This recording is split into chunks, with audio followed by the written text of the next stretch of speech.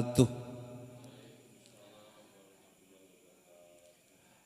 Alhamdulillah, alhamdulillahi rabbil alamin, wa bihi nasta'inu ala umuri dunya waddin. Asyhadu an la ilaha illallah wa asyhadu anna Muhammadan abduhu wa rasuluhu la nabiyya ba'd. Allahumma salli wa sallim wa barik ala nabiyyina Muhammadin wa ala alihi wa sahbihi wa man tabi'ahu bihuda ila yaumiddin. Amma ba'd, ayyuhal hadirun, usini wa iyyakum bitaqwallah, faqad fazal muttaqun. Kama qala Allah Ta'ala fil Qur'anil Karim, a'udzu billahi minasyaitonir rajim. Ya ayyuhalladzina amanu taqullaha haqqa tuqatih wa la tamutunna illa wa antum muslimun. Wa qala Rasulullah sallallahu alaihi wasallam, ittaqillaha haitsu ma kunta wa atbi'is sayyi'atal hasanata tamhuha wa khaliqin nas bi khuluqin hasanin. Ma'asyiral muslimin yang dimuliakan Allah Ta'ala, saudara-saudaraku yang malam hari ini bisa hadir di kesempatan ngaji bareng, sinau bareng di dakwah akustik yang berlokasi di Sasono Joglumas. Alhamdulillah pada malam hari ini kita masih dalam kondisi sehat walafiat, masih dalam kondisi iman dan takwa melekat. Mudah-mudahan kita masih diberikan Allah Ta'ala keimanan, ketakwaan yang senantiasa melekat, sehingga setiap hari kita bisa menjadi hamba Allah yang lebih baik daripada kemarin. Dan mudah-mudahan kita senantiasa istiqomah sehingga akhir hayat kita bisa husnul khotimah. Amin Allahumma amin. Saudara-saudaraku, malam hari ini dakwah akustik kita berikan tema urip iku urup. Tema ini sebagai tema lanjutan itu ya. Dari kemarin kita sudah belajar di awal dengan tema mung mampir ngombe gitu ya. Mung mampir ngombe, kemudian yang kedua kita belajar sugih tanpa bondo. Yang ketiga kita belajar wang sinawang. Kemudian yang keempat kita belajar, insya Allah malam hari ini kita akan belajar urip iku urup. Urip iku urup itu ya. Ini sebenarnya filosofi Jawa yang sering kita dengarkan ya. Tapi malam hari ini kita akan kupas apa makna dibalik urip iku urup gitu ya. Bagaimana Islam sebagai agama kita itu memiliki ajaran yang sebenarnya orang tua kita dulu itu terinspirasi dengan ajaran Islam sehingga punya istilah yang luar biasa ini, urip iku urup. Nah, saudara-saudara sekalian, ketika kita mempelajari mung mampir ngombe, ini didasarkan kepada nasihat Rasulullah Sallallahu Alaihi Wasallam kepada sahabat Umar bin Khattab, Ibnu Umar maaf ya, sahabat Ibnu Umar berarti putranya Umar bin Khattab, di mana sahabat yang masih muda ini dinasihati Rasulullah, kun fit dunya ka'annaka gharib, jadilah kamu di dunia itu seperti orang asing, au abiris sabil, atau seperti pengembara. Apa maksudnya nasihat Rasulullah ini? Ini menyadarkan kepada kita semua sebenarnya, bahwa kita hidup di dunia ini itu hanya seperti orang asing atau seperti pengembara. Maksudnya apa? Rasulullah Shallallahu Alaihi Wasallam sangat memahami sebuah ayat di dalam surah Al-Ankabut ayat yang ke-64, di mana di dalam ayat itu Allah Ta'ala menegaskan bahwasanya dunia ini itu hanyalah permainan, hanya sementara. Dunia ini hanya sendaguro. Kemudian Allah Ta'ala menegaskan wa innad daral akhirah lahiyal hayawan, dan sesungguhnya kehidupan akhirat itu adalah kehidupan yang sebenarnya. Kemudian ditegaskan kembali oleh Allah Ta'ala di dalam surat Hadid ayat yang ke-20. Di situ Allah Ta'ala mengingatkan i'lamu, dengan kata-kata i'lamu, ketahuilah kalian semuanya, annamal hayatud dunya la'ibun walahwun wazinah wa tafakhurum bainakum wa takatsurum fil amwal wal aulad ila akhiri ayat. Kemudian Allah Ta'ala menegaskan wa mal hayatud dunya illa mata'ul ghurur. Ketahuilah oleh kalian semuanya bahwasanya kehidupan dunia itu hanya permainan, hanya sendaguro. Paling banter memperbanyak apa ini? Bisa memperbanyak harta, memperbanyak hal-hal yang sifatnya duniawi. Setelah itu watafakhurum bainakum, tujuannya untuk saling membanggakan. Maka Allah memberikan gambaran dalam ayat itu hakikatnya seperti petani yang takjub terhadap tanamannya sendiri. Padahal setiap hari itu dia ada di sawah, tapi tetap takjub. Tanah yang tadinya kering kemudian diairi dengan air hujan, dengan air yang sudah dialirkan di pengairan, kemudian diolah, disemai bibit, kemudian tahu-tahu bibitnya nanti betul-betul tumbuh tunas, tahu-tahu nanti besar, tahu-tahu nanti sudah mulai tumbuh bulir. Padi awalnya 1, kemudian bisa berlipat sampai 700. Setelah itu menguning dan akhirnya mati. Dan itulah kehidupan dunia. Maka Allah Ta'ala menegaskan sekali lagi bahwasanya kehidupan dunia itu betul-betul hanya sementara. Maka Rasulullah beri nasihat, kun fid dunya ka'annaka gharib. Maka jadilah kamu itu di dunia itu seperti orang asing. Yaitu orang yang tidak tinggal di sini, tapi tinggalnya nanti di mana? Di akhirat. Karena dunia itu hanya sementara. Atau abir sabil, atau pengembara. Pengembara itu artinya kita belum menetap di satu tempat, masih mengembara.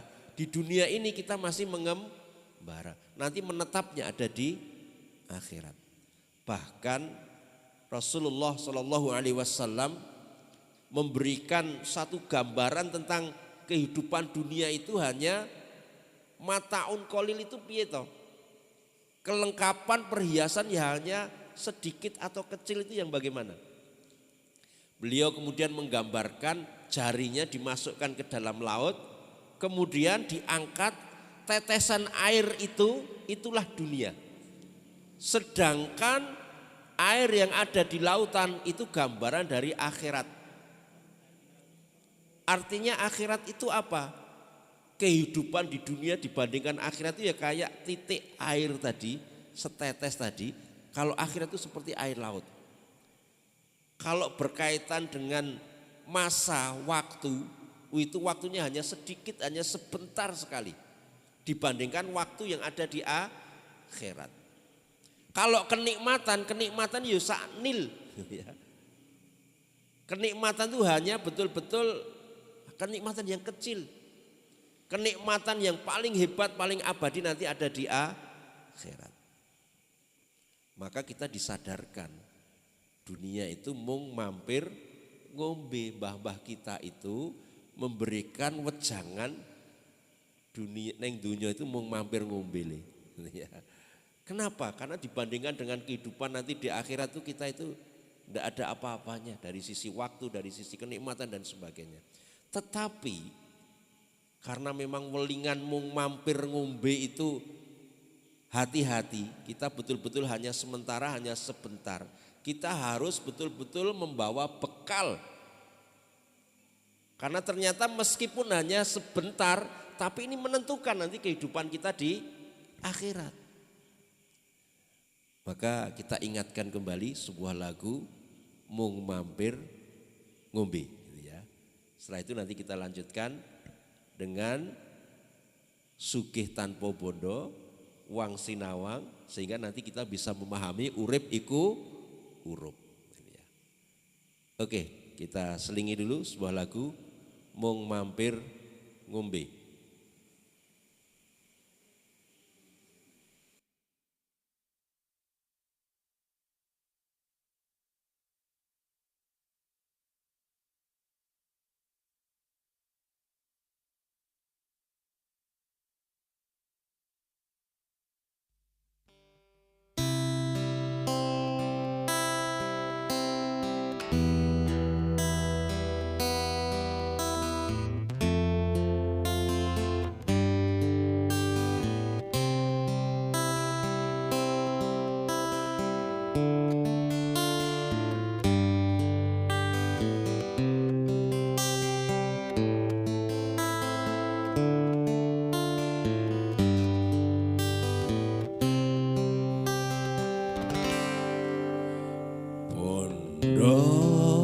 Dunya sing mbok duweni iku mung titipan saka pangeran, ora bakal kekal yen ora ngamal, ora ana ajine yen ditinggal mati.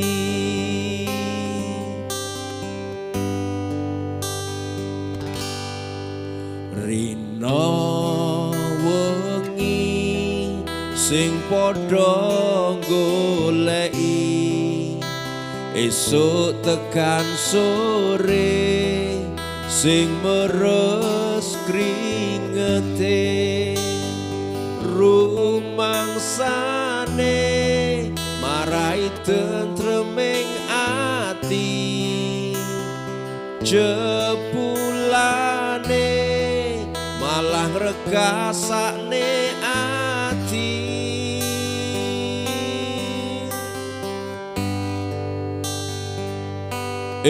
Menungso sing padha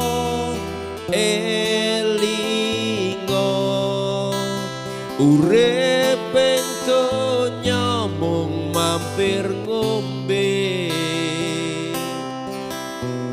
bekale akhirat dudu bondo donya, ananging ati takwa lan ikhlas sing aman.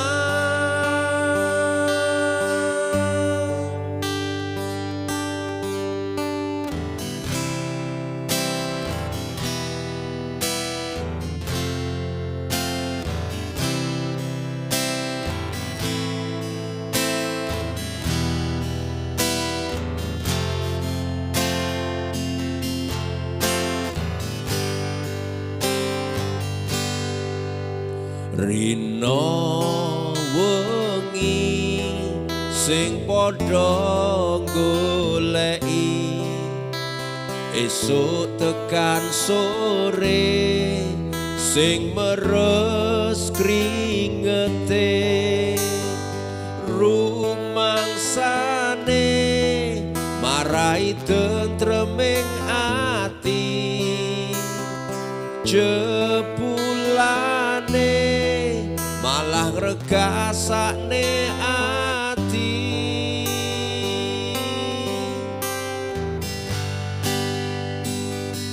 Menungso sing padha elinga urip ing donya mung mampir ngombe bekale akhirat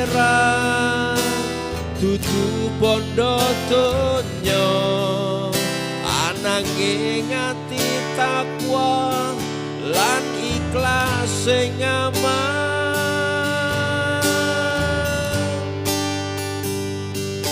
Ayo dulur monggo enggal diamalne tandur kebencian lan perilaku mulya.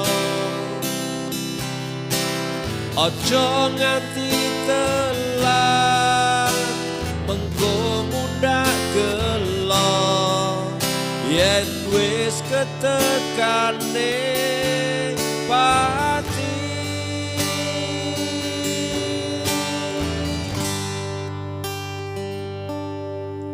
Yen wis ketekane pati.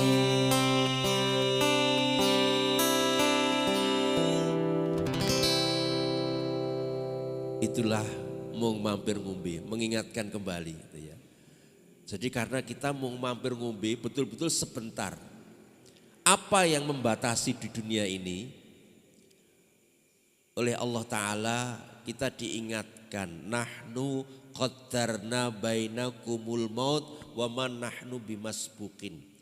Pertama bahwa Allah telah mentakdirkan setiap manusia itu kematiannya.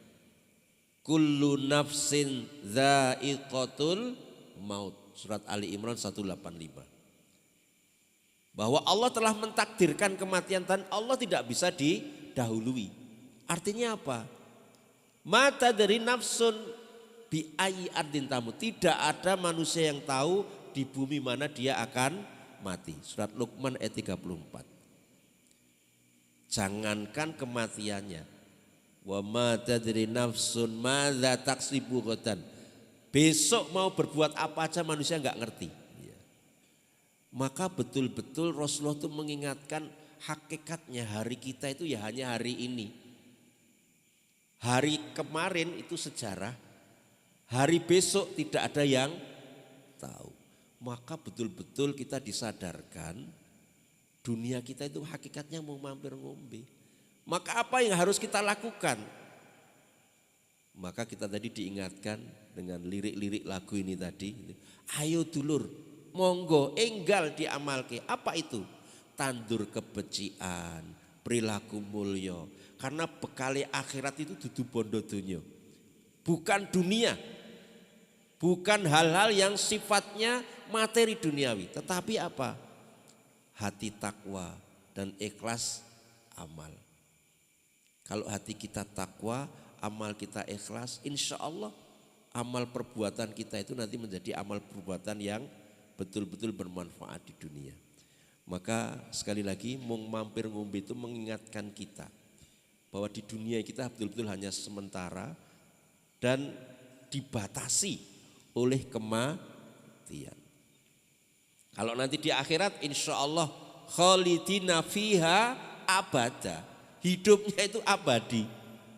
Tidak ada kematian lagi. Kalau di dunia itu betul-betul kita dibatasi kematian. Dan kematian pun tidak ada yang tahu. Kapan datangnya. Maka sekali lagi mung mampir ngombe ini mengingatkan kita. Hari ini kita harus betul-betul menjadi orang yang beruntung. Hari ini kita harus menjadi orang yang pinter, orang yang cerdas. Karena besok kita tidak ada yang tahu. Apa kriterianya pinter, cerdas dan beruntung itu? Itulah di materi yang kedua kemarin kita belajar sugih tanpa bondo. Ternyata sugih tanpa bondo itu nasihat Rasulullah supaya laisal ghina bikasrotil arad. Yang namanya kekayaan dunia itu, kekayaan itu bukan diukur dengan kekayaan banyaknya harta, banyaknya kemewahan. Walakinna ghinan nafas, tapi kekayaan sesungguhnya itu adalah kekayaan nafas. Dalam riwayat lain ghinal qalb, kekayaan hati. Nafas dan qalb itu nggak bisa dipisahkan, hati dan jiwa. Rasulullah menyatakan hatinya baik, jiwanya juga baik. Hatinya baik, seluruh tubuhnya baik. Hatinya rusak, seluruh tubuhnya juga rusak. Maka sugih tanpa bondo itu betul-betul nanti akan menjadikan diri kita ini menjadi orang yang cerdas, orang yang pintar, orang yang beruntung. Dan itulah orang yang kaya sebenarnya. Dan itulah nanti yang betul-betul akan menang di dunia ini. Dia bisa memanfaatkan meskipun hidupnya di dunia itu mau mampir ngombe hanya sebentar. Sebentar ini ukuran Allah. Ukuran kita mungkin ngerti-ngerti wis 50 tahun, tapi ketoke 50 tahun itu ya lagi wae ketoke. Coba kita tanya pada diri kita. Sekarang usia saya segini. Ternyata kok cepet men ya. Tahu-tahu sudah 55, tahu-tahu sudah 60, tahu-tahu sudah 50, tahu-tahu sudah 40. Ketoke kelingane ndek ini lagi dolanan bekelan, ketoke lagi cekcu, ketoke lagi golek pelem, ketoke lagi udan-udan, ketoke lagi ndek wingi. Tapi ternyata sekarang kita sudah, wah aku sudah anak, aku sudah putu, ngerti-ngerti. Kan cepat sekali. Itulah hakikatnya waktu itu seperti itu. Maka mumpung kita masih punya waktu. Kapan waktu kita? Hari ini. Ayo kita menjadi orang yang betul-betul memahami bahwa hidup kita di dunia ini hanya mampir ngombe. Lah supaya mampir ngombe itu bermanfaat, maka kita harus memiliki sugih tanpa bondo. Yaitu orang yang hatinya itu betul-betul kaya, jiwanya kaya. Caranya bagaimana? Ternyata Rasulullah mengingatkan kita harus setiap hari menjadi orang yang cerdas, menjadi orang yang pandai. Apa kriterianya? Yaitu orang yang senantiasa al-kayyisu mantana nafsahu wa amila lima ba'dal maut. Orang yang senantiasa evaluasi dirinya. Evaluasi amalnya untuk dipersiapkan untuk menghadapi kematian. Karena kematian tidak ada yang tahu, maka hari ini kita harus senantiasa evaluasi. Perintah Allah di dalam surat Al-Hasyr ayat 18, ya ayyuhalladzina amanu ittaqullah wal tanzur nafsum ma qaddamat lighad. Orang-orang yang beriman, jagalah ketakwaanmu pada Allah dan hendaklah setiap diri memperhatikan apa yang sudah dilakukan untuk persiapan hari esok. Maka Rasulullah mengingatkan untuk senantiasa evaluasi diri. Hari ini kita harus evaluasi diri. Apa yang dievaluasi? Nafasnya, jiwanya. Bagaimana supaya jiwa kita bersih? Maka hatinya juga harus dievaluasi. Maka orang yang pintar adalah setiap hari dia mempersiapkan hatinya. Hati yang kaya itu adalah hati yang bersih, hati yang sehat, hati yang bercahaya. Itulah hati yang kaya. Karena setiap hari dia akan memancarkan akhlakul karimah. Setiap hari dia akan memancarkan ketaatan pada Allah. Setiap hari dia akan memancarkan rasa syukur, rasa sabar, dan lain sebagainya. Itu hati yang kaya. Caranya gimana? Tadi dievaluasi. Cara evaluasinya gimana? Ternyata Rasulullah langsung memberi contoh dengan istighfar, taubat. Dalam sebuah riwayat Rasulullah menyatakan, sesungguhnya aku ini taubat dan istighfar sehari bisa 70 kali sampai 100 kali. Ini dalam rangka untuk evaluasi diri kita. Karena ternyata orang yang menurut Rasulullah itu kaya hati, itu diawali dengan hatinya dibersihkan terus diberi cahaya. Cara membersihkannya gimana? Ternyata Rasulullah mencontohkan langsung banyak istighfar, banyak taubat. Tentunya diawali dengan evaluasi diri. Sebab kalau tidak diawali dengan evaluasi diri, maka bisa jadi kita setiap hari itu merasa diri kita itu sudah hebat, diri kita itu sudah baik, diri kita mungkin sudah perlu ngevaluasi. Padahal ternyata kalau dievaluasi masih banyak hal-hal yang harus kita perbaiki. Kenapa kok Rasulullah sampai memberikan contoh sehari aja bisa 70 sampai 100 kali? Karena memang masih manusia yang ada hawa nafsu, manusia yang masih diikuti dengan korin yang bisa jadi korinnya itu senantiasa membisikkan hal yang buruk, yang jelek. Hawa nafsu juga cenderung pada yang buruk, yang jelek. Sehingga kalau kita evaluasi setiap hari, oh ternyata ada dosa zahir, ada dosa batin yang hinggap di dalam hati. Oh ternyata saya masih suka bohong, oh ternyata masih ada iri, oh ternyata masih ada sombong, oh ternyata masih ada dengki. Oh ternyata dalam hati saya itu masih ada bakhil, ada cetil.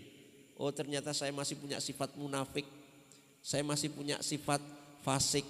Ya Allah ternyata saya masih suka melanggar hukum. Artinya ada ketentuan-ketentuan Allah yang kita langgar. Sehingga kita itu kadang-kadang tidak sensitif. Kenapa? Karena hatinya tertutup dengan noda-noda tadi. Padahal dulu zaman Rasulullah, para sahabat itu dalam sebuah hadis riwayat Imam Bukhari, Rasulullah Shallallahu Alaihi Wasallam mengingatkan tentang adanya al-muhlikat. Apa al-muhlikat itu? Sesuatu yang bisa merusak. Kalau di zaman sahabat dulu, hal-hal seperti sombong, iri, dengki itu betul-betul diperhatikan. Itu ya. Adanya riya misalkan itu ya. Adanya penyakit-penyakit hati itu sangat diperhatikan. Kenapa? Karena ini bisa merusak.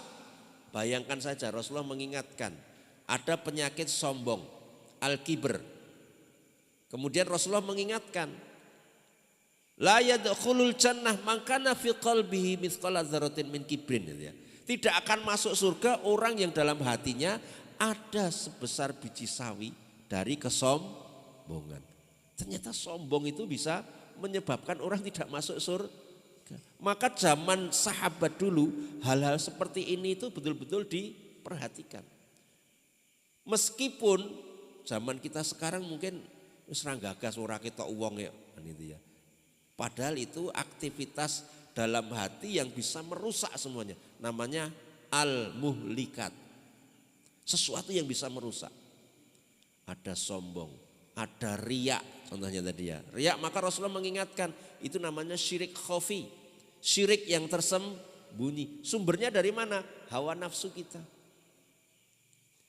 Ada lagi hasad, ada lagi bakhil, ada lagi kadang-kadang sifat munafik dalam hati. Nah ini kalau kita setiap hari evaluasi, maka insya Allah kita ketemu, kemudian kita istighfar, kita taubat minta ampun pada Allah.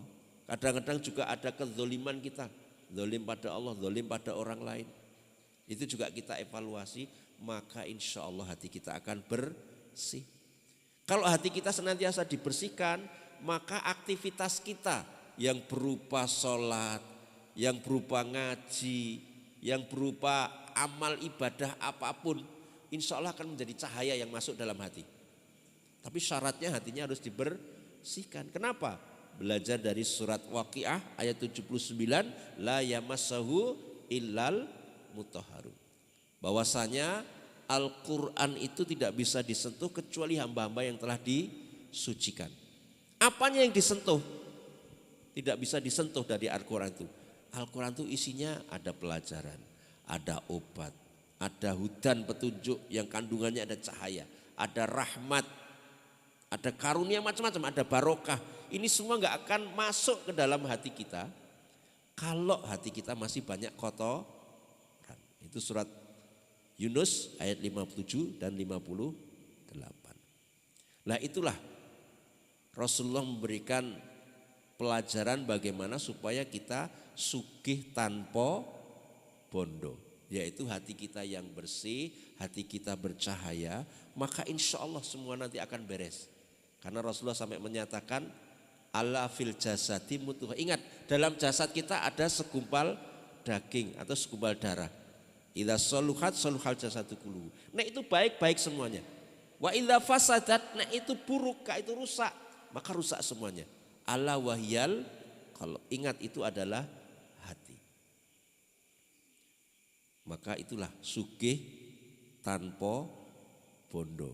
Setelah kita memahami mung mampir ngombe, maka kita siapkan hati kita supaya menjadi hati yang kaya.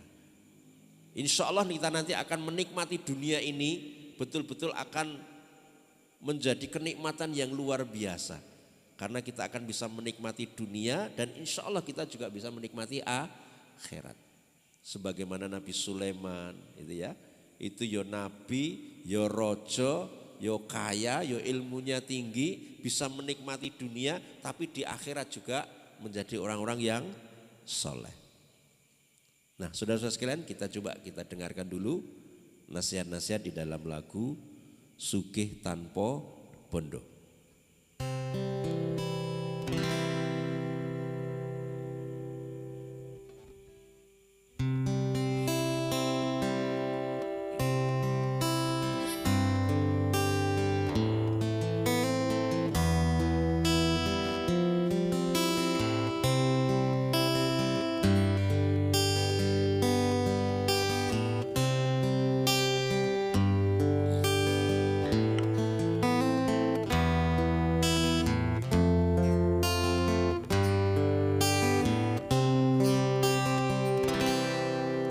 Sopo sing ngerti hakikate sugih, ana sing jawab akeh bondo donya, ana sing jawab duweni kuwasa, ana sing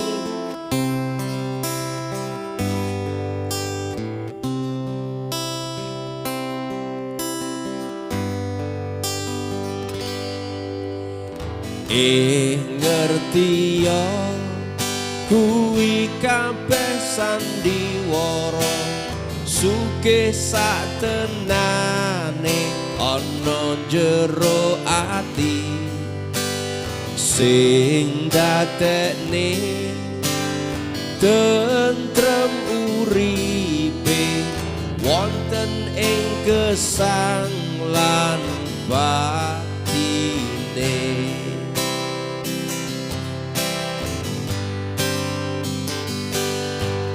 Sugih bondo donya bisa wae sengsara, duweni kuwasa bisa cilaka, akeh lemah lan raja kaya saya bisa nglalekno.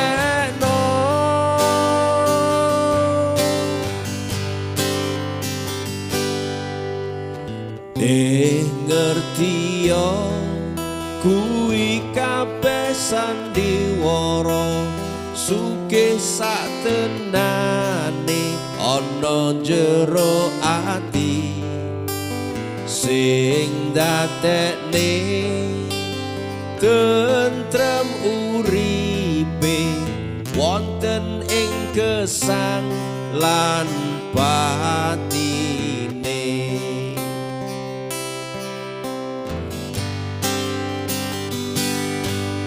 Sugih bondo donya bisa wae sengsara, duweni kuwasa bisa cilaka, akeh lemah lan raja kaya saya bisa nglalekno.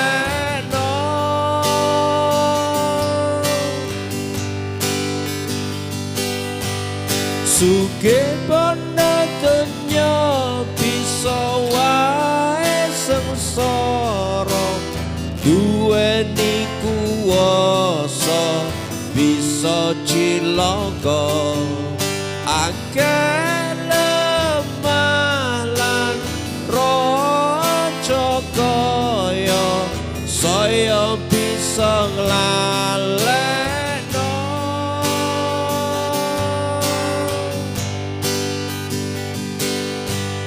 ati sing sugih nganggo donya sarana akhirate.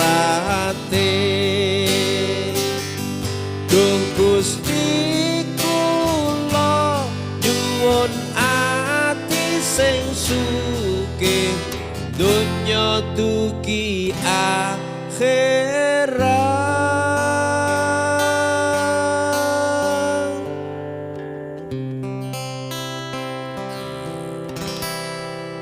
Itulah sugih tanpa bondo. Sugih sak tenane ana ing jero ati sing dadekne tentrem uripe wonten ing gesang donya dugi akhirat.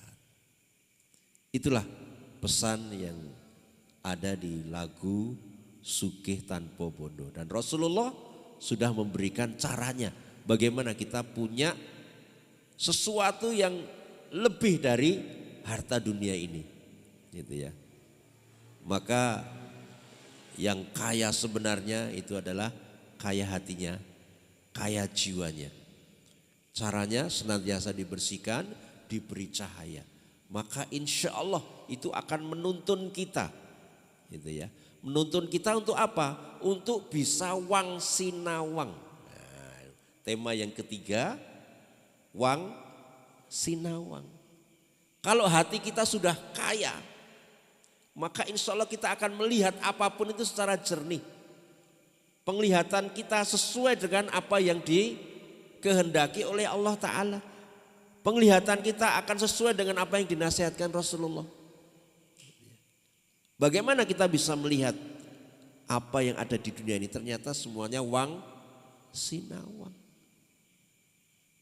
Ternyata semuanya akan bermuara seperti Nabi Sulaiman kalau diberikan kenikmatan dunia. Maka Nabi Sulaiman dan Nabi Daud itu dijadikan contoh oleh Allah Ta'ala. Nanti bisa dilihat di dalam surat An-Naml gitu ya. Kisahnya panjang. Tapi Nabi Sulaiman dan Nabi Daud diberikan kenikmatan yang luar biasa melebihi orang-orang iman. Kita tahu Nabi Sulaiman itu yo raja, yo nabi, yo kaya, ilmunya tinggi. Nabi Daud juga begitu. Nabi Daud itu bapaknya. Tapi keduanya ternyata senantiasa menyatakan alhamdulillah. Wa qala alhamdulillah. Sampai-sampai ini semua adalah karunia Allah. Hadza min fadli Rabbi. Am ashkur am akfur. Apakah aku bisa bersyukur atau aku itu kufur. Maka dia bisa melihat apapun yang ada di dunia itu adalah karunia Allah. Maka Rasulullah memberikan pelajaran. Pokoknya apapun yang ada di dunia ini ucapkanlah alhamdulillah ala kulli hal. Wis kondisi apapun katakan alhamdulillah. Untuk bisa menyatakan alhamdulillah dalam kondisi apapun itulah dibutuhkan hati yang kaya. Sebab kalau hatinya belum dibersihkan, belum diberi cahaya, hatinya belum kaya, gak akan nyampe nanti. Wong rekosone kene bendina kon alhamdulillah to Mas. Ya. Wis nyun sewu kadang-kadang saya contohkan. Wis awake lagi lara, omahe ditagih kontrakan, anake wayahe bayar sekolahe. Enek sing nyun sewu bendina dodok-dodok. Dodok-dodok itu sinten niku? Bang Plecit. Asyaallah. Arep delik arep neng dineh wis ra enek. Yo ngene kok alhamdulillah to Mas. Wah. Ternyata Rasulullah itu katakanlah wa qulil hamdulillah ala kulli hal. Piye supaya bisa mengatakan alhamdulillah? Kita bisa membayangkan bagaimana Nabi Ayub. Nabi Ayub itu kurang lebih selama 15 tahun diuji oleh Allah itu sakit yang luar biasa. Sampai keluarganya itu meninggalkan semuanya, sampai dewean. Hartanya meninggalkan, keluarganya meninggalkan, hari dewean. Tapi tetap Nabi Ayub itu betul-betul seorang nabi yang jadi contoh. Diberikan nek cara rekoso itu ya wis rekoso mencit. Ya. Rekoso mencit itu apa wis rekoso ketipis wis lara, ditinggal bojone, ditinggal anake, ditinggal keluargane kabeh. Nganti wong rawani nyedak. Ya mungkin mambu nyun sewu, bau, ya mungkin ya wis nular. Masya Allah. Tapi ternyata tetap menyatakan semua itu betul-betul datang dari Allah dan menyatakan alhamdulillah, malah justru itu adalah ujian Allah. Betul-betul disadari. Maka ketika hatinya kaya, malah justru dia bisa menyatakan ini semua adalah ujian Allah. Dan ujian ya Allah yang diberikan kepada orang iman bisa jadi untuk meningkatkan derajatnya. Bisa jadi untuk menghilangkan dosa. Bisa jadi memang diselamatkan Allah dari berbagai macam keburukan-keburukan. Maka orang yang hatinya kaya nanti bisa wang sinawang. Maka Rasulullah sampai menyatakan orang iman itu menakjubkan. Bagaimana kok menakjubkan? Iya, ketika dia diberi nikmat adanya cuma syukur, diberi musibah adanya sabar.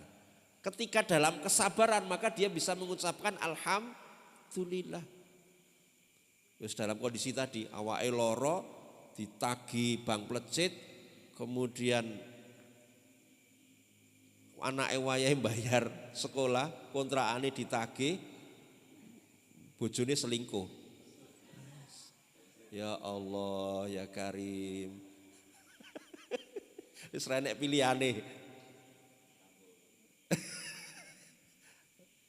Tambah ini pelajarannya. Jadi ini luar biasa. Kondisi seperti ini bagaimana bisa mengatakan alhamdulillah. Padahal Allah ternyata memberikan janji. Janji apa? Pertama, la in syakartum la azidannakum. Surat Ibrahim ayat yang ke-7.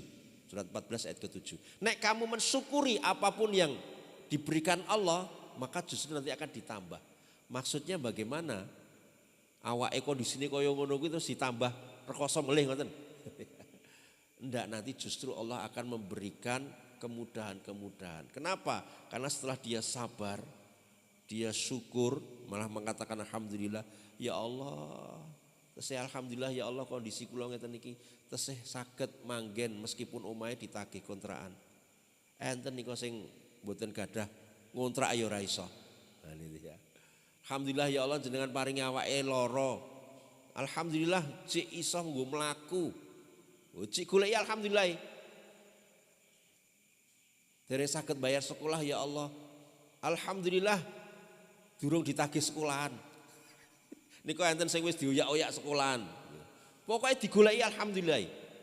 Maka ketika kita bisa sampai ke level itu, cirinya gimana? Hati ini harus kaya dulu. Maka insya Allah janji Allah, wa may yattaqillah yaj'al lahu makhraja. Siapa yang takwa kepada Allah maka akan dimudahkan keluar dari berbagai macam persoalan. Wa yarzuqhu min haitsu la yahtasib. Dan Allah akan memberikan rizki yang min haitsu la yahtasib, tidak disangka-sangka. Itu dalam surat At-Tolak surat 65 ayat kedua dan ketiga. Ada lagi Allah menjanjikan. Bisa jadi dalam surat Al-Baqarah 216. Ini keterkaitan dengan masalah perang.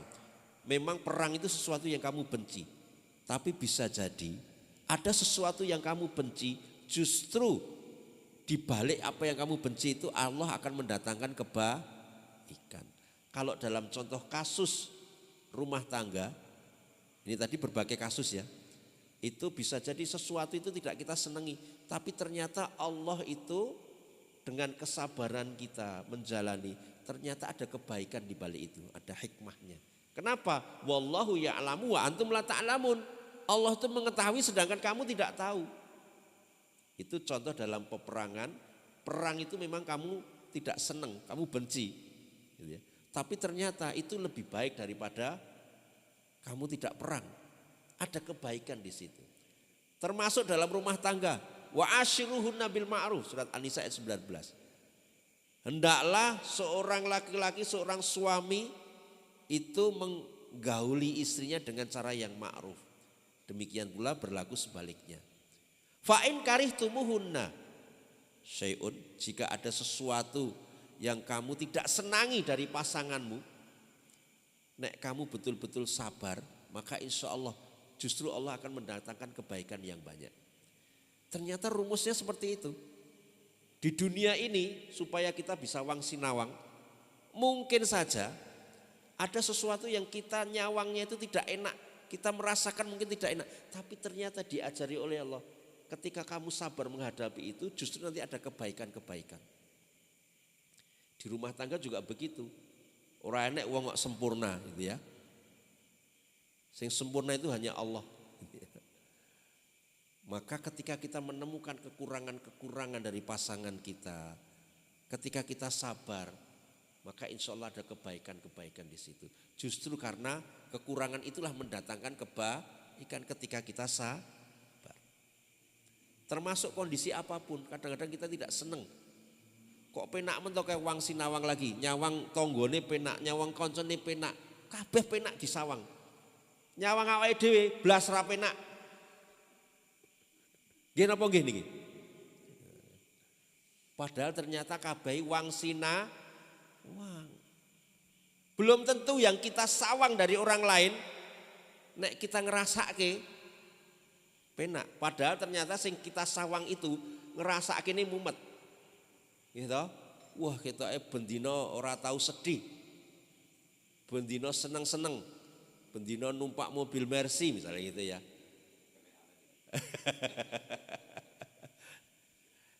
Ternyata gitu ya.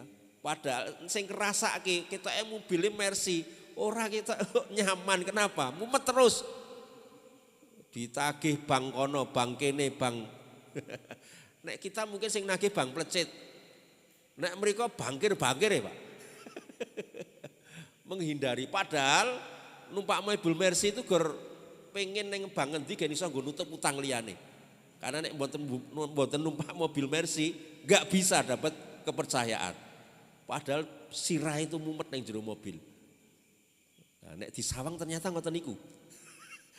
Kita yang nyawang, belum tahu kenal, belum tahu ngerti, penak tenan. Padahal sing numpak neng jero kenyut-kenyut. Itu namanya wang sinawang. Dan itu berlaku untuk berbagai hal.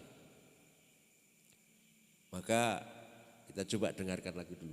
Wang sinawang. Kalau nanti dalam ayatnya Allah Ta'ala menyatakan, wa mal hayatud dunya illa mata'ul ghurur. Ternyata kehidupan dunia itu hanya fata morgana. Ya.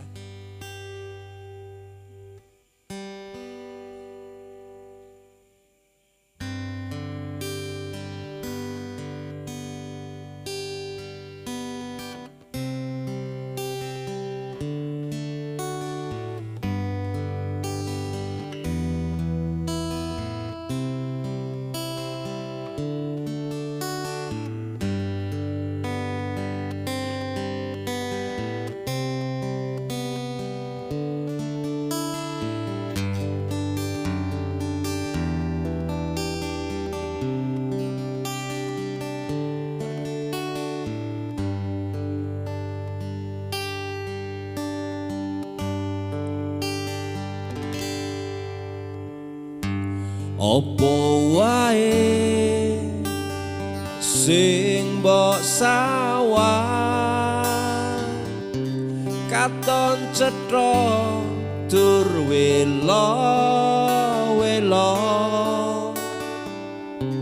ananging sak temene ora padha karo sing tok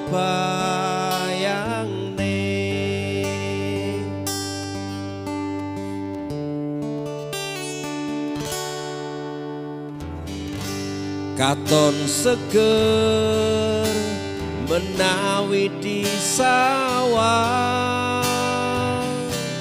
jebul layu menawi disenggol katon legi menawi didahar jebul pahit menawi diraoske.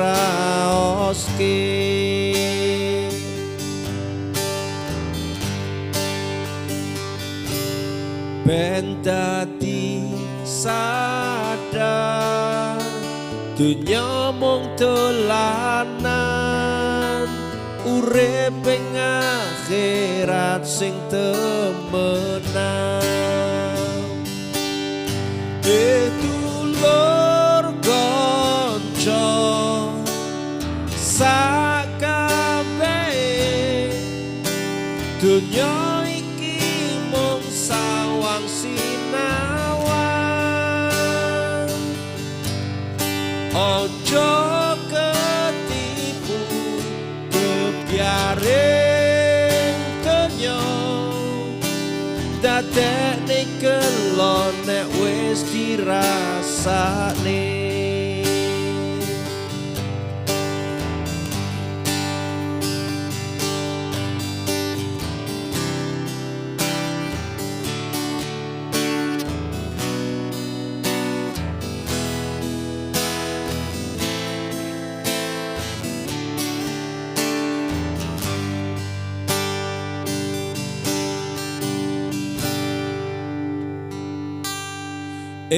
Dulur kanca sakabehe, dunya iki mung sawang sinawang. Ojo ketipu kebiaring donya, dadekne kelon nek wis dirasakne.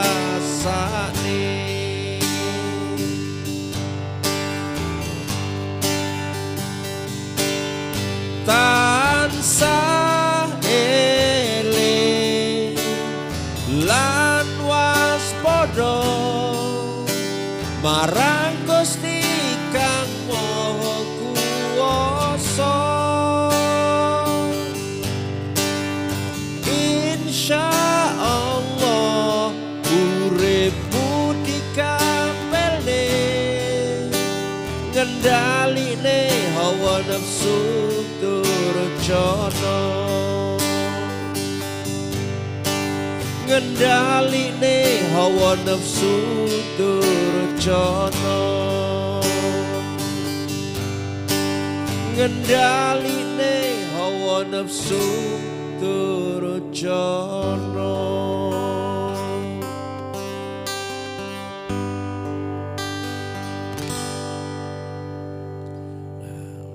Wang sinawang, ya. Jadi betul-betul dunia itu wang sinawang. Lombok itu wabing beraning, abang beranang. Abang itu biasanya ketok legi, ini bareng di kletus, ada pedes. Jadi segala sesuatu itu tidak mesti sesuai dengan bayangan kita. Maka apapun yang terjadi pada diri kita itu bisa jadi meskipun kita nyawangi kita ora penak men to awakku iki, nasibku ora penak men to. Tapi ternyata ada kebaikan-kebaikan setelah itu. Kenapa? Karena memang oleh Allah Ta'ala yang namanya hidup ini manusia itu pasti akan mengalami ujian. Ya.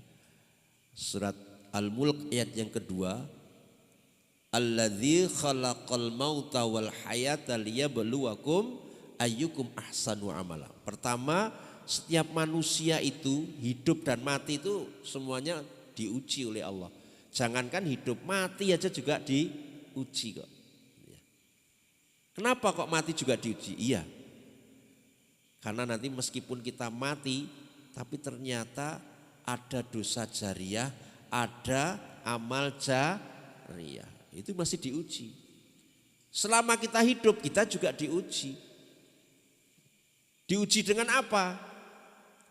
Sing jenenge ujian itu macam-macam. Allah menegaskan pasangan ujian, anak ujian, harta ujian, diri kita pun juga ujian. Ujian itu macam-macam.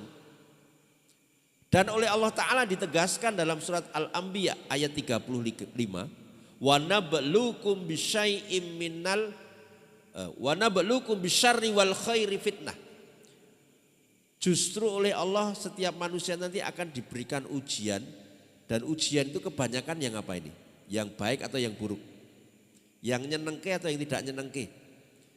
Kira-kira sehari kita ngalami sesuatu sing nyenengke karo sing ra nyenengke oke pundi? Jujur. Oke sing ra nyenengke. Nyawang bapak itu kira-kira nyenengkene karo ora nyenengke oke pundi? Jadi kita itu bisa jadi setiap hari oleh Allah diuji sesuatu yang tidak menyenangkan. Kenapa? Karena memang wa nabluukum bisyarri wal khairi fitnah. Oleh Allah kita akan diuji sesuatu yang syar. Syar dulu baru khair. Tidak mengenakkan dulu baru mengenakkan. Jadi mesti itu berarti memang rumusannya sudah benar. Di dunia ini kita diuji. Sampai-sampai Rasulullah itu menggambarkan bagi orang mukmin itu penjara. Tapi bagi orang kafir bisa jadi itu surga. Kenapa? Karena ujiannya orang kafir itu oleh Allah di dunia itu enak. Istidraj diuji terus. Sampai-sampai siapa yang menginginkan kehidupan dunia, itu surat Hud ayat 15. Wa man arada dunya wa zinataha nuwaffi ilaihim amalahum. Siapa yang pengen hidup di dunia saja, pasti oleh Allah akan disempurnakan setiap amalnya dan tidak dirugikan sedikit pun. Dalam bahasa lain kita mengenal istidraj, istiujo. Kenapa? Karena ternyata dia tidak punya bagian di akhirat kecuali neraka. Maka diujo dulu di dunia. Maka kita nyawang orang lain, iki uripe penak mentau wis ra tau salat, ra tau ngaji kok ya malah penak terus. Maka oleh Allah jangan takjub dengan hal seperti itu, gitu ya. Karena setiap manusia itu diuji, apalagi orang iman. Orang iman itu sampai ditanya oleh Allah, am hasibtum an tadkhulul jannah, apa kamu kira kamu nanti akan masuk surga? Dengan mengatakan kamu itu sudah beriman gitu tok, tapi tidak diuji. Gitu ya, surat Al-Baqarah 214, surat Al-Ankabut ayat yang kedua. Surat 29 ayat kedua. Dan juga surat Ali Imran ayat 142.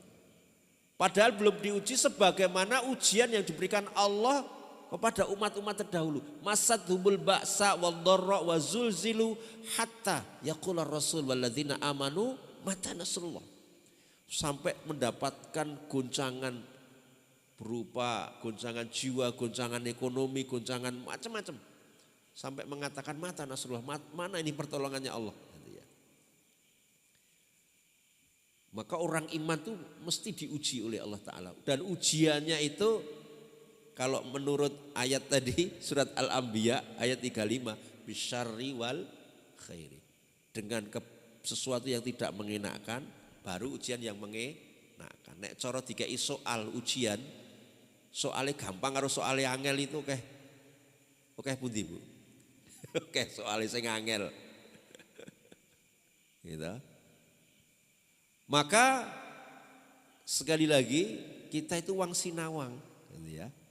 Kalau kita nanti sudah bisa memiliki hati yang tadi, hati yang kaya, sugih tanpa bondo. Kenapa? Karena kita sudah memahami makna hidup ini mau mampir ngombe, iso sugih tanpa bondo, maka insya Allah kita bisa wang sinawang. Maka kalau sudah seperti itu, insya Allah hidup kita itu akan terus hidup urip iku urub. Kenapa? Karena memang kita senantiasa memiliki hati yang kaya tadi. Hatinya senantiasa bersih, bercahaya, sehingga akan senantiasa memotivasi kita untuk senantiasa hidup lebih baik. Kondisi apapun, gitu ya. Tetap semangat, tetap husnudzon billah, tetap husnudzon kepada Allah. Kenapa? Hakikatnya kita diuji untuk mendapatkan surga itu ternyata am hasibtum an tadkhulul jannah walamma ya'lamillahu alladzina Sobaru walama ya'lamillah alladzina jahadu. Untuk sampai ke surga ternyata Allah harus tahu siapa yang betul-betul berjuang, berjihad, siapa yang sabar. Harus ada buktinya. Maka untuk menghadapi ujian-ujian itu, supaya kita lulus ujian itu, maka kita harus senantiasa urip iku urub. Apanya yang urip iku urub? Hati kita. Kalau istilah lain nanti hati kita itu nurun ala nurin, gitu ya, cahaya di atas cahaya. Hati kita senantiasa bercahaya. Maka insya Allah nanti kita akan menghadapi apapun yang diujikan Allah, kita akan bisa lulus. Itulah urip iku urub. Kita nyanyikan dulu kan, urip iku urub. Tema pada malam hari ini, kenapa kok ini di ujung? Supaya paham dari awal, gitu ya. Sehingga urip iku urub nanti betul-betul, oh ternyata untuk menghidupkan hati kita dipenuhi dengan cahaya, maka harus dibersihkan dan senantiasa diberikan cahaya. Ya.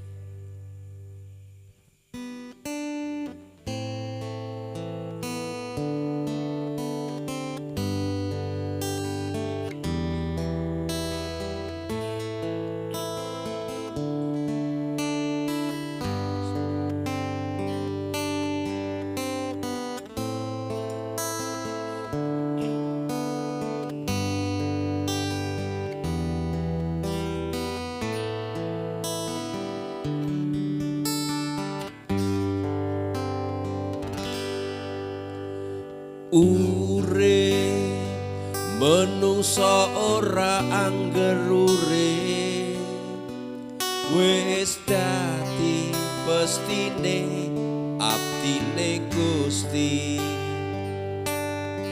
Sapa wae ora gelem ngabdi, bakal rugi cilaka dunya akhirate.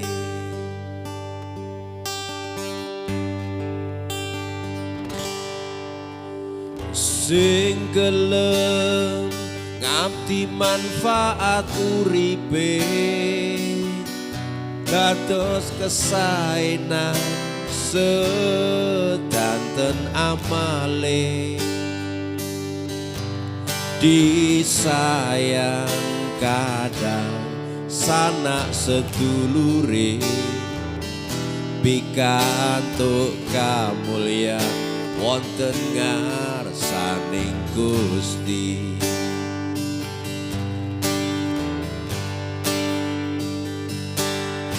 Menungso urip iku urip, aja kena godha kepyaring donya.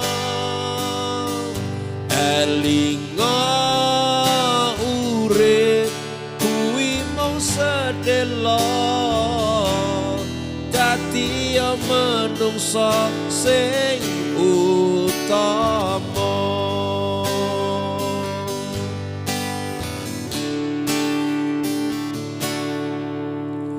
Sing gelem ngabdi manfaat uripe, dados kesaenan sedanten amale. Disayang kadang sanak sedulure, pikantuk wonten ngarsaning Gusti.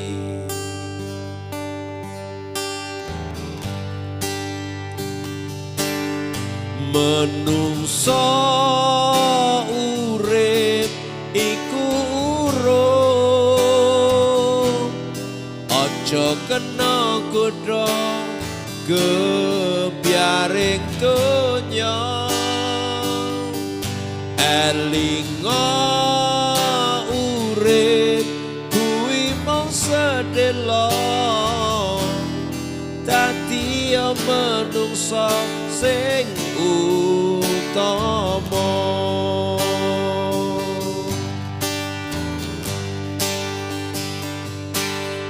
Tansah mikunani ing ngendi wae, sedanten dilampahi kanthi manah suci, sedanten dilampahi mung nyuwun ridane Gusti, mung nyuwun ridane Ilahi.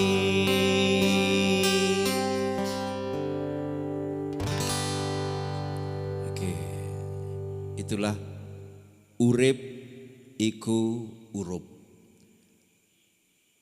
Maknanya hidup kita itu harus senantiasa menyala. Apanya yang menyala ini? Sumbernya apa ini?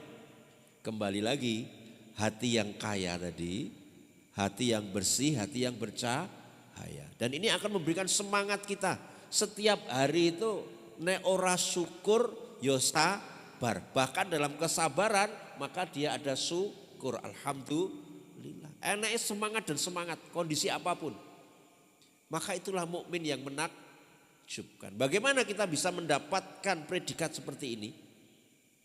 Maka Allah Ta'ala mengingatkan nurun ala nurin. Ada cahaya di atas cahaya.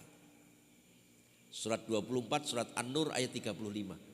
Dulu cahaya yang datang dari Allah dimasukkan dalam Al-Quran. Al-Quran dimasukkan ke dalam hatinya Rasulullah.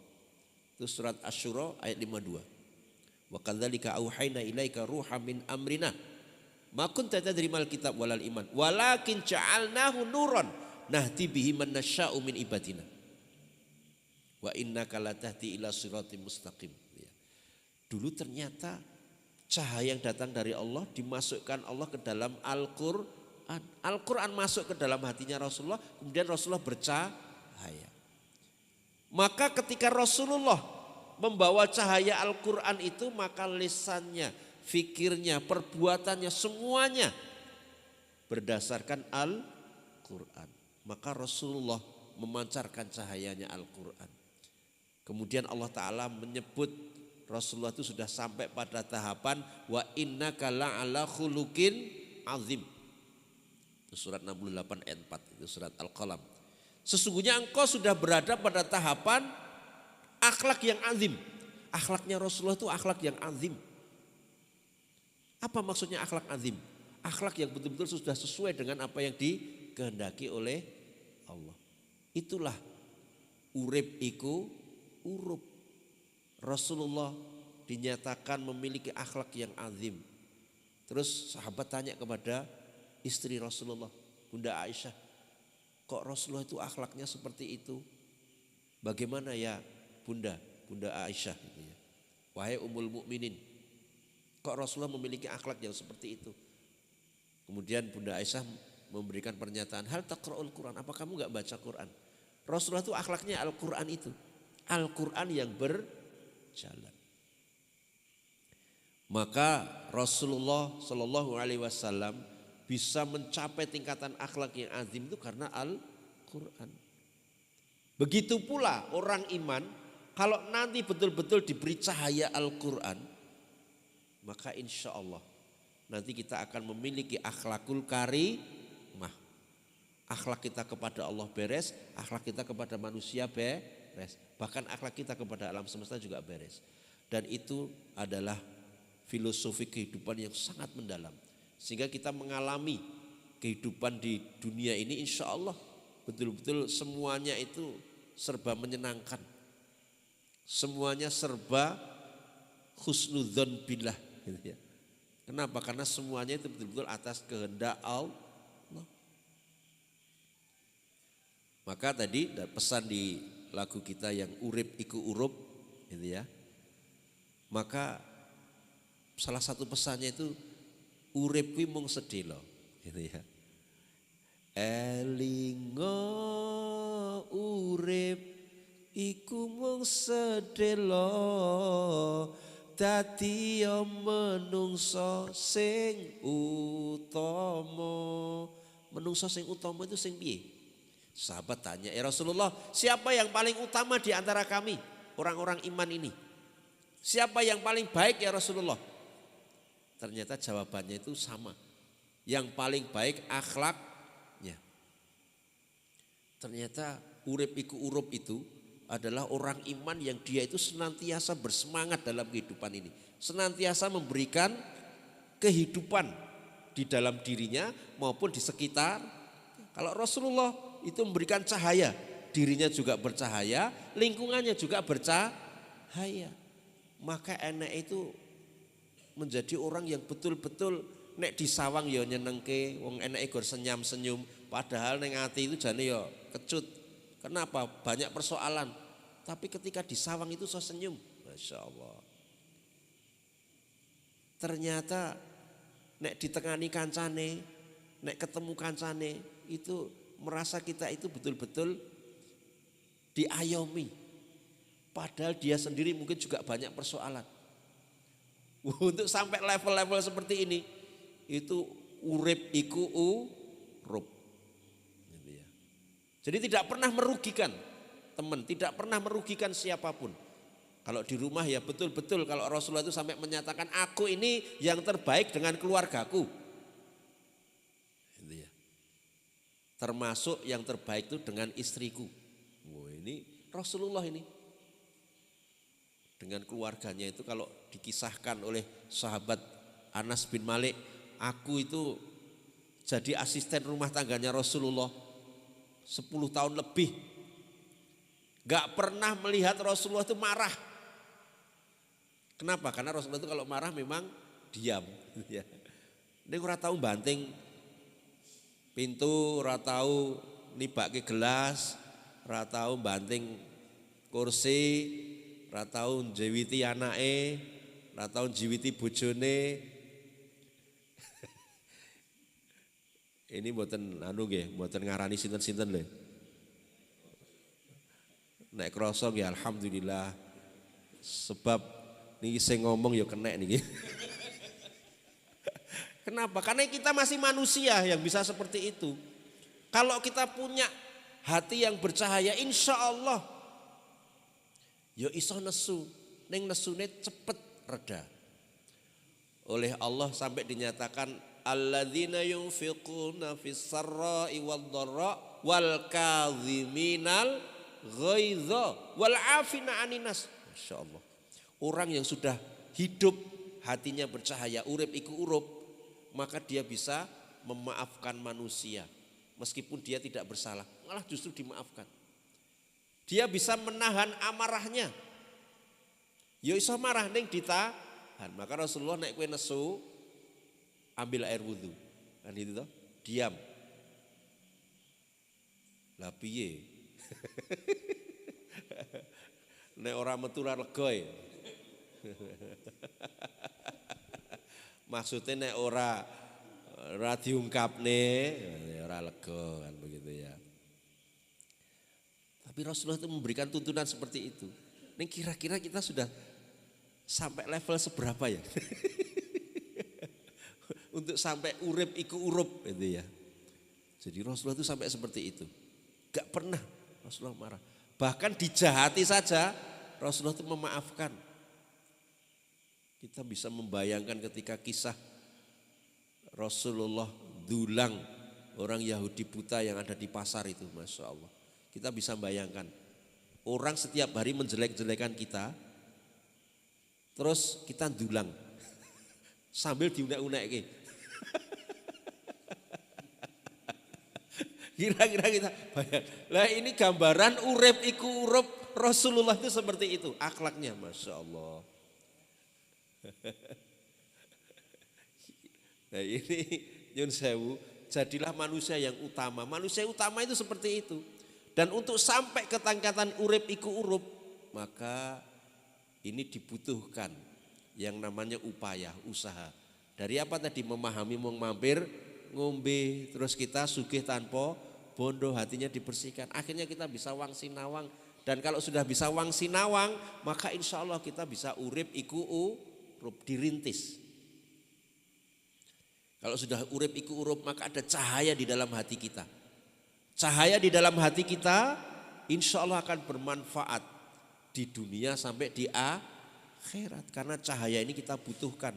Ulaika ala hudam mir rabbihim wa ulaika humul muflihun. Kalau dalam surat Al-Baqarah ayat kelima, itulah orang-orang yang senantiasa dinaungi cahaya oleh Allah Ta'ala dalam kehidupan dunia sampai di akhirat. Maka dunianya nanti akan beres, akhiratnya akan beres. Urip iku urip.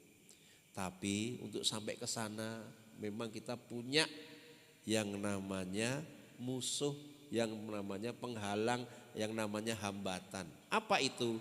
Pertama hawa nafsu, yang kedua setan. Maka sebagai lagu penutup ya, sebelum nanti tanya jawab. Ada tanya jawab enggak ini? Ada ya. Kita nyanyikan nanti setan ora doyan. Nah, kalau kita nanti setan ora doyan, demit orang dulit, insya Allah kita akan bisa mempertahankan sugih tanpa bondo, wang sinawang, dan urip iku urip.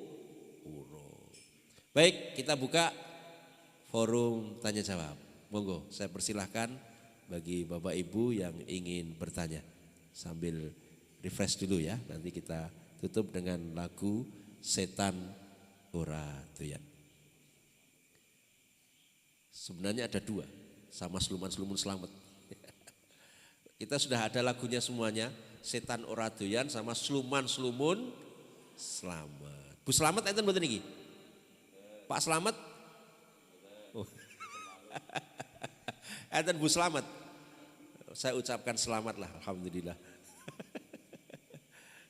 Monggo saya persilahkan bagi saudara-saudara yang ingin bertanya, ada yang kurang jelas dari apa yang kita sampaikan dari awal sampai akhir ini tadi, monggo saya persilahkan.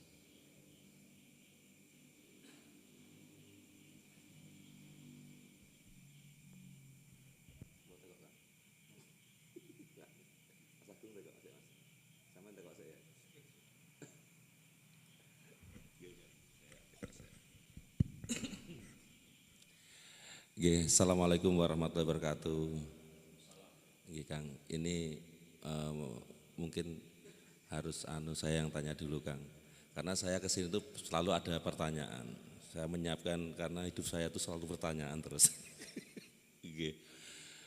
Kemarin tuh waktu ngobrol-ngobrol atau waktu acara di tempat saya Kelumuan Ulem itu, mati tetangga itu ngomong nek, urip kok ngene-ngene wae.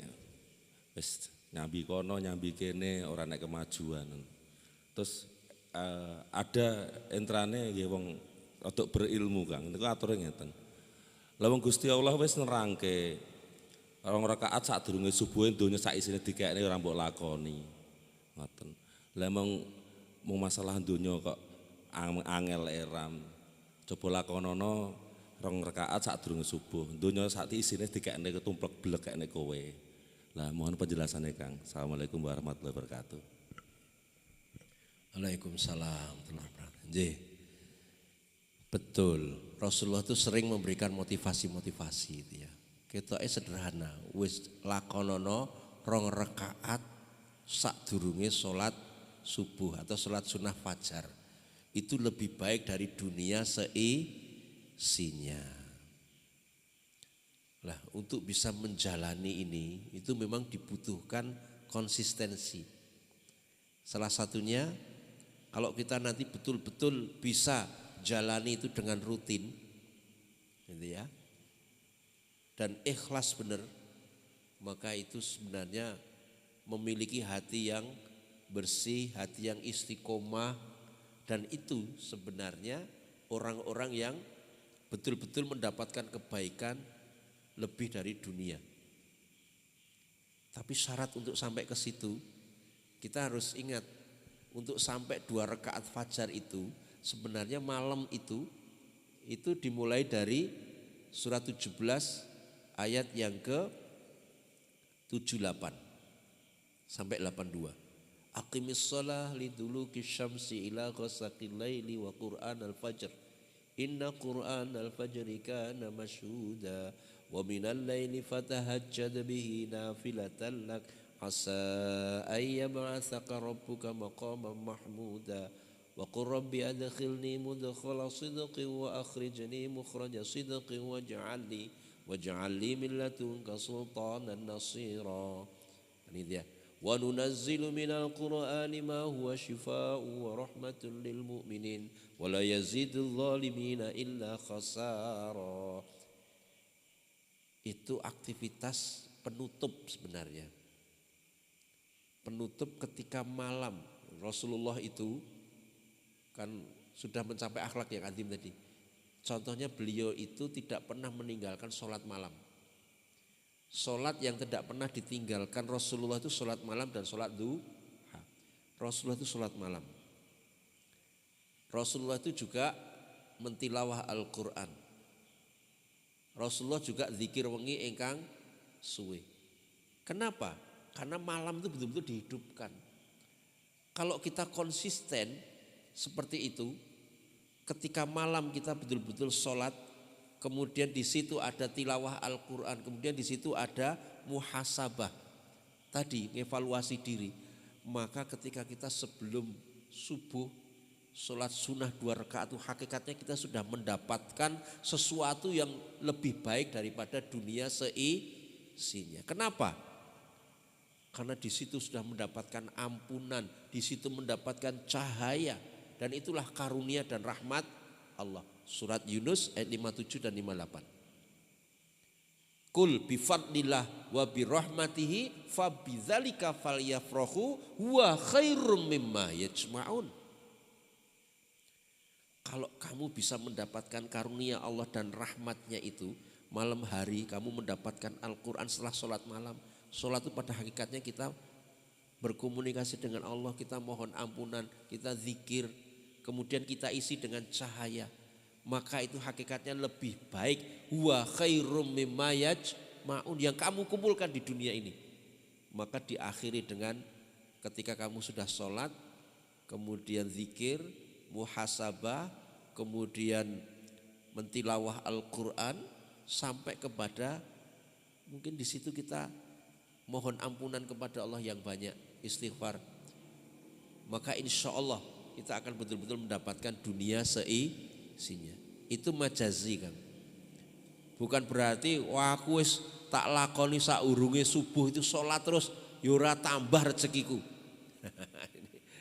Kan kadang-kadang orang ngukurnya lebih baik dunia seisinya itu seolah-olah hanya masalah dunia. Dunia itu diukur dengan banyaknya harta, kesuksesan dunia. Padahal ukuran sukses dunia itu tidak hanya itu. Ya. Kesuksesan dunia, kalau Rasulullah ukuran sugih tadi apa? Laisal ghina bikathratil harot walakin ghina nafas. Yang namanya kaya itu bukan kaya harta, bukan kaya kemewahan, tapi kaya hati. Sebab kalau orang itu kaya hati, nanti diberikan rezeki yang banyak oleh Allah, dia akan bersyukur. Ketika dia diberikan musibah, ketika namanya rezeki itu kadang Allah yabsutu rizqa. Yabsutu itu bahasa kita nek keran itu dibuka. Kadang-kadang wayakdir, kadang-kadang ditekan oleh Allah. Artinya wayakdir itu dibunteti, dipateni kerane. Yo kadang dibuka, kadang ditutup. Allah itu kan seperti itu. Yabsutu rizqa wayakdir. Maka sekali lagi ukuran lebih baik daripada dunia seisinya itu bukan hanya sesuatu yang sifatnya duniawi zahir kan, gitu ya. Tapi itu adalah pencapaian sesuatu yang oleh Allah sampai dinyatakan itu lebih baik dari apa yang kalian kumpulkan di dunia ini. Apa itu? Ketika kamu mendapatkan karunia dan rahmat. Kalau kamu malamnya didirikan sholat malam tahajud, kemudian kamu mentilawah Al-Quran, kamu menghisap dirimu, udah hatinya bersih, bercahaya, dan akhirnya dia akan menjalani siangnya itu luar biasa. Itulah ibadur rahman. Itulah nanti hamba-hamba Allah yang urip iku urub. Ngoten nggih Kang nggih. Dan untuk sampai ke sana itu harus diupayakan. Dan itulah sugih tanpa bondo. Mudah-mudahan bisa memberikan jawaban. Alhamdulillah. Ada lagi yang lain? Monggo. Nggih, monggo.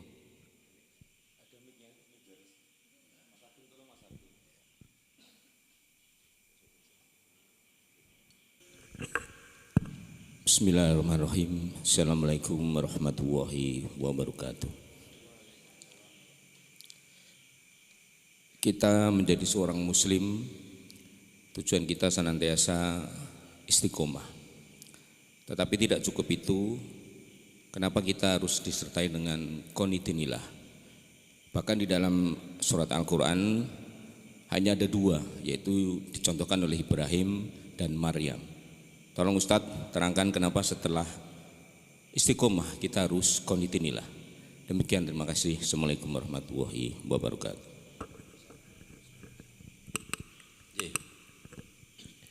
Betul, memang pencapaian kita itu harus terus berjalan itu ya.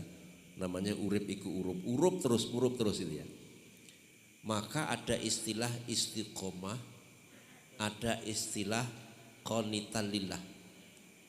Istiqomah itu adalah sesuatu yang dilakukan terus menerus. Istiqomah dalam amal, istiqomah dalam iman. Ada dua istiqomah.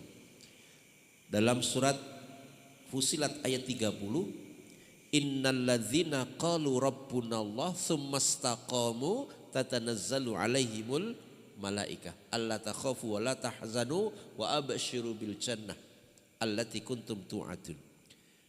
Di situ orang yang mengatakan iman pada Allah kemudian istiqomah. Istiqomah dalam keimanan itu gimana? Rasulullah menjelaskan iman itu kadang naik, kadang turun. Nek pas naik, ketok sergep tenan. Bendino poso, sholat tahajudnya bendino, ngajine bendino. Nek imane lagi turun, pripun niku?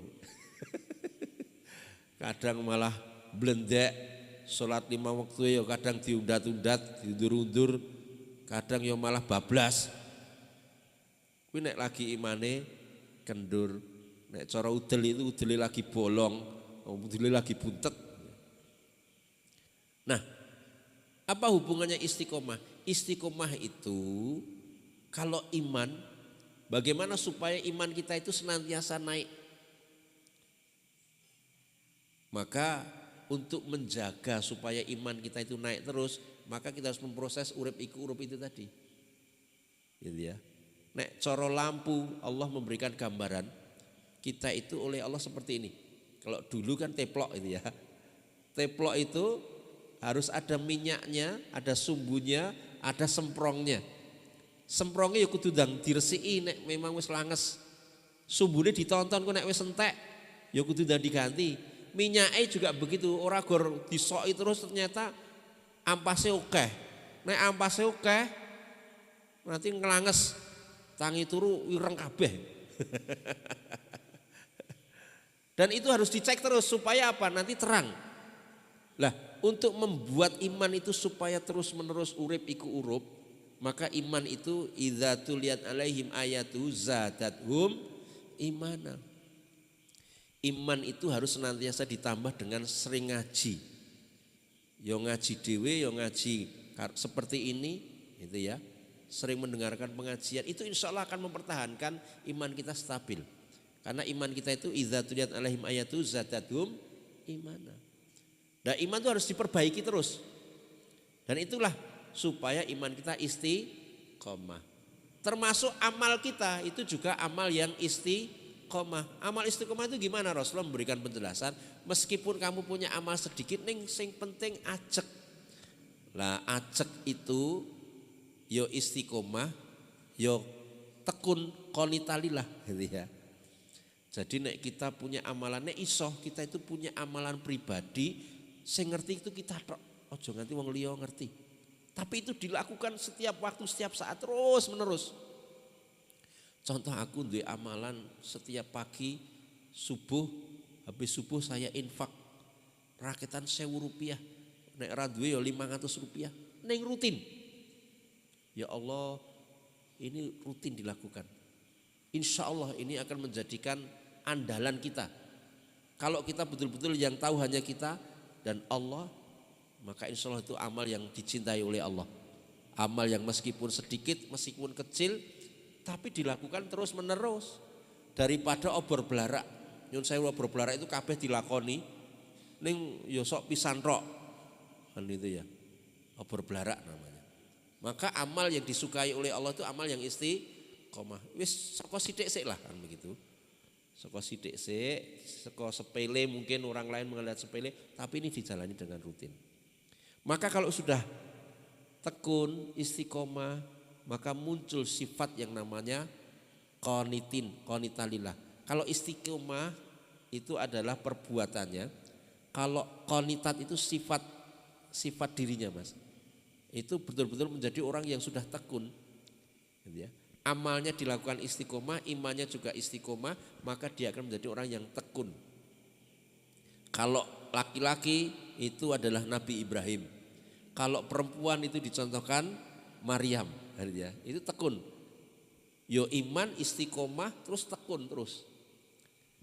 Maka orang Jawa punya filosofi nek kue tekun, tekan. Maksudnya gimana nih? Ditekuni terus. Masya Allah, Pak Nanang dan Ibu ini punya ketekunan yang luar biasa. Dekorasi itu sejak kapan? Sejak muda sampai sekarang ditekuni. Maka akhirnya akan tekan. Kadang-kadang kita itu enggak konsisten. Kurang istiqomah tadi. Sehingga ketekunannya enggak nyampe. Meskipun sudah punya usaha yang lain-lain, tapi ini tetap dijalani. Kenapa? Karena ini soko guru ibaratnya. Sama, kita juga begitu. Untuk sampai tujuan kita di surga nanti, maka kita tidak hanya cukup iman, tapi butuh istiqomah dan akhirnya kita harus tekun terus. Ngaten nggih Mas Nur ya. Jadi urip kita harus urup terus, hidup terus, meningkat terus. Dan itulah kenapa Rasulullah menjadi orang yang beruntung itu adalah orang yang hari ini lebih baik dari hari kemarin. Untuk bisa sampai ke sana, maka butuh cahaya terus. Urip iku Ada lagi yang lain mungkin yang perlu ditanyakan? Ya. Kalau tidak ada, mungkin kita akhiri dengan nasihat-nasihat dari lagu-lagu yang akan kita bawakan supaya kita bisa sampai tahapan urip iku urup. Maka kita harus sadari ada hambatan, ada tantangan yang harus kita hadapi setiap waktu, setiap saat. Apa itu? Ada dalam diri kita. Satu, hawa nafsu. Sampai Rasulullah mengingatkan jihad nafas, jihad melawan hawa nafsu. Yang kedua, ada bisikan setan. Dan setan itu ada di dalam diri kita bisa jadi. Kenapa? Karena ternyata setan ini doyan dengan kita. Kenapa kok kita doyan? Kok setan ini doyan dengan kita? Karena hati kita betul-betul belum ada cahaya. Hati kita belum dibersihkan. Maka setan ini doyan. Nek wis ada cahaya, hatinya sudah diperbaiki. Ada cahaya, maka dia enggak kuat. Maka itulah surat 17 ayat 65, inna ibadi laisa laka alaihim sultan. Sesungguhnya hambaku dia tidak akan mampu untuk menembus. Jadi setan ora doyan kepada hambaku. Hamba yang bagaimana? Hamba yang mukhlisin, hamba yang mukhlasin. Yaitu hamba yang betul-betul ikhlas. Dari para nabi, para rasul itu mukhlasin, kalau orang iman itu mukhlisin. Hati yang bersih, murni, hati yang sehat dan bercahaya. Itulah nanti insya Allah setan ora doyan, demit orang dulit. Sekaligus kita termasuk orang yang bisa mengendalikan hawa nafsu. Kita simak setan ora doyan.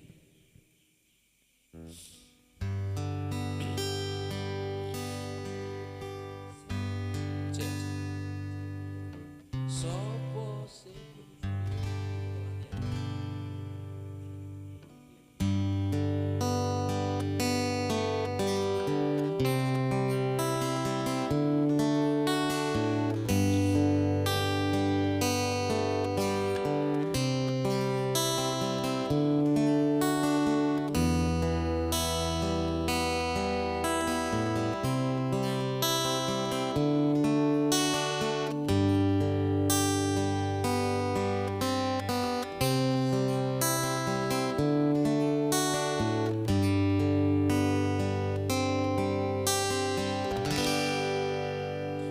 Sopo sing pengin uripe mulya kudu ngupayane daya upaya Gusti ora bakal ngubah nasibmu yen perilakumu ora berubah.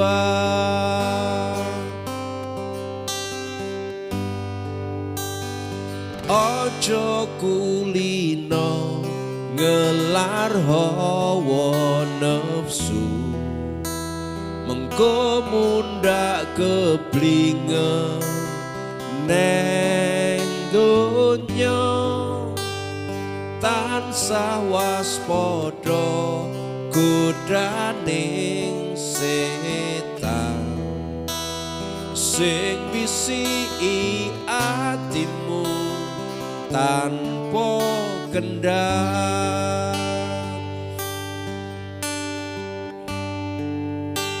Ikhlasno atimu syukuri nikmatmu tansah sabar ing pacobaan uripmu pasrahno uripmu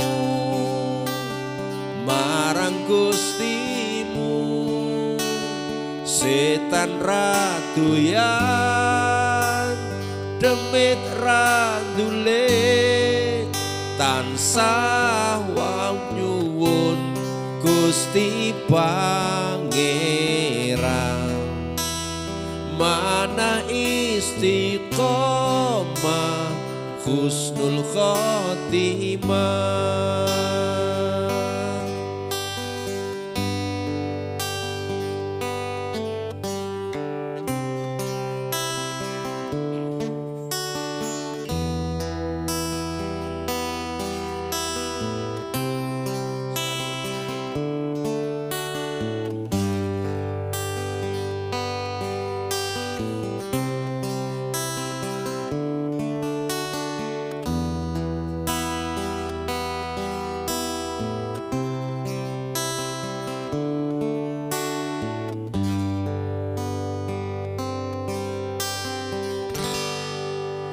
Ikhlasno atimu syukuri nikmatmu tansah sabar ing pacobaan uripmu pasrahno uripmu marang Gustimu setan radoyan demit randule tansah nyenyuwun Gusti Pangeran manah istiqomah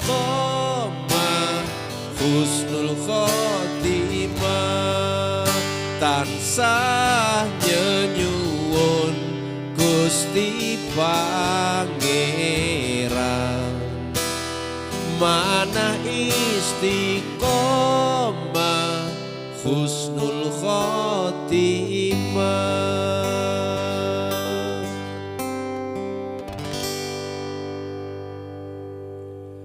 Itulah setan ora doyan, demit ora ndulit. Syaratnya gimana?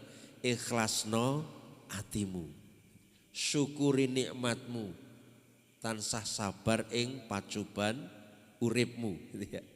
Pasrahno uripmu marang Gustimu, insya Allah nanti setan ora doyan, demit ora ndulit. Ternyata hati harus diikhlaskan, nikmat harus senantiasa disyukuri, tansah sabar ing pacuban uripmu.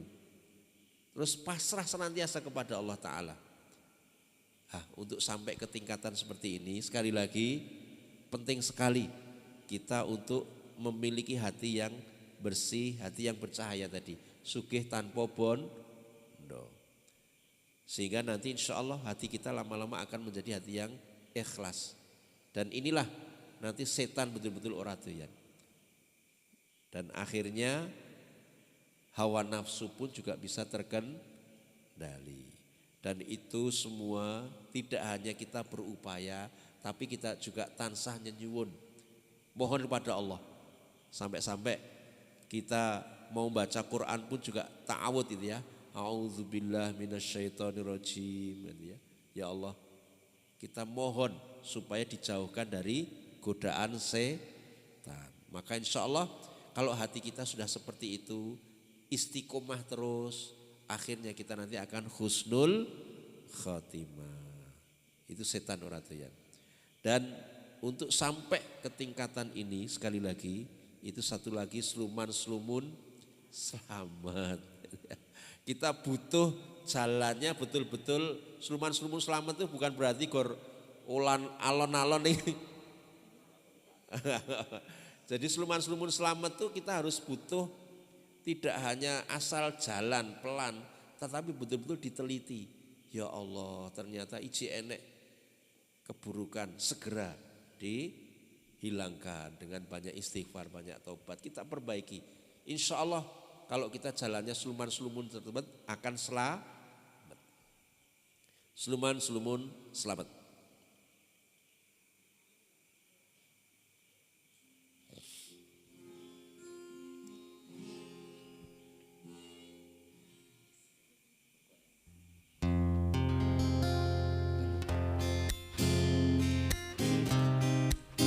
Ini lagunya agak ngebeat ya.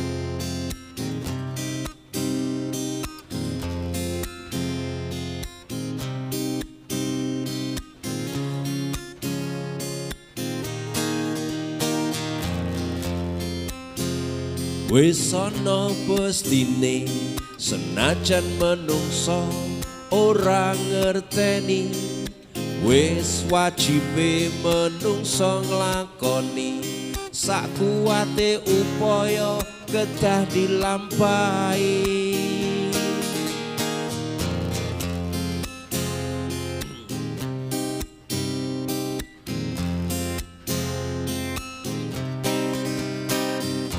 Becik ketite Allah ketara, tumindak becik bakal dititeni, tumindak Allah bakal cilaka.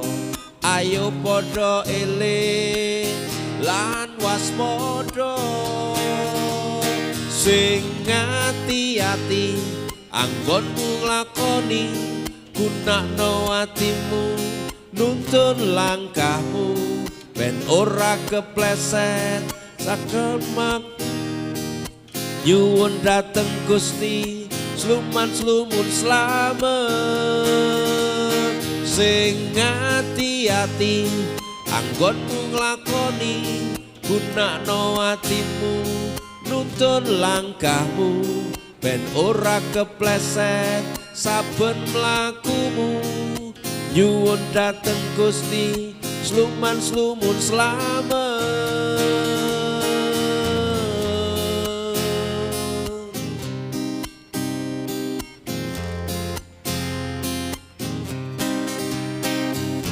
Becik ketite Allah ketara, tumindak becik bakal dititeni, tumindak Allah bakal cilaka.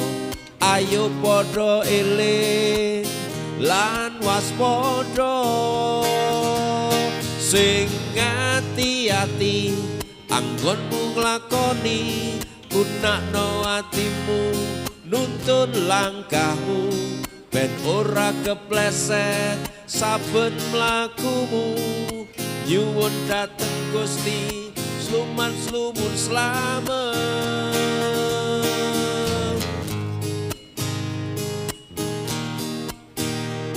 Gunakno atimu nuntun langkahmu, ben ora kepleset saben mlakumu.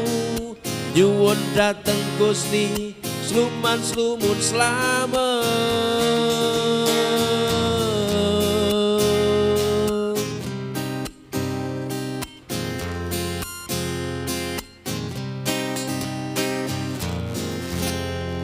Oke.